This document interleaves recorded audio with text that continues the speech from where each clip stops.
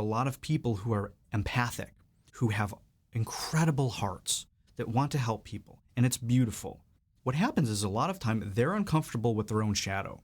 They're going to be uncomfortable watching other people go through their process because it brings up their own stuff. If we have a group workshop and one of the participants is facing one of their shadow aspects and they're in a lot of pain, you'll have participants that want to come in and hold them and hug them and comfort them. To them, it feels like they're doing something really loving. This person's in pain. They need to be comforted. In reality, what's happening is that they're robbing the other participant of their process. What we see happening is that person that goes and wants to rescue that person is uncomfortable in themselves feeling that pain. By rescuing other people, it stops that process, which in reality prevents the other person from having to feel it themselves. That's just one example. That shows you that on the surface of something that we maybe think is one of our loving parts can be distorted and convoluted with all these different avoidance strategies or manipulation strategies, and we don't even know. That's why when we go and do those loving things, we get these distorted results that aren't what we think they are. That person who's feeling that compassion and empathy and love, that is a gift, that is a beautiful thing, that's not something to get rid of. It's just that there's layers and layers of all of these other stories and distortions on top of it that are the things that are getting in the way of that pure compassion and empathy. Think about fires. When a forest gets struck by lightning and it has a huge forest fire, naturally, let's just talk about in nature, that entire forest gets destroyed.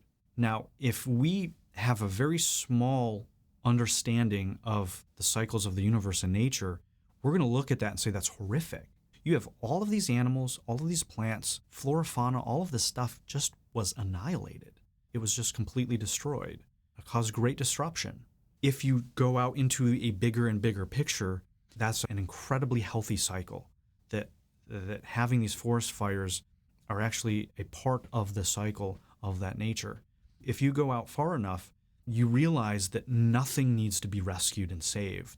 Now, there's many things where humans, in their form of egos, are causing great destruction and harm.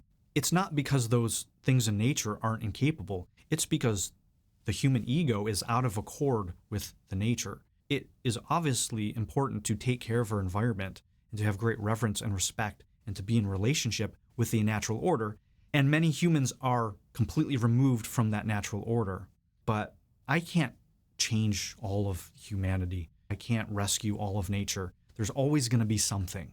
You find that if you come from that perspective that you have to save everything, that the world needs saving, there's a certain arrogance to it. We have no idea. Who are we to think that this isn't the most perfect divine thing that could be playing out right now? We can't see it. I can't see it. Being able to trust and surrender to that, which forces us to go into our own shadow. Where do we destroy? Where do we annihilate? Where are we codependent? Where are we unwilling to face our own mortality?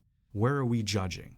I don't have the answers of, is it right or wrong, good or bad to knock those trees down?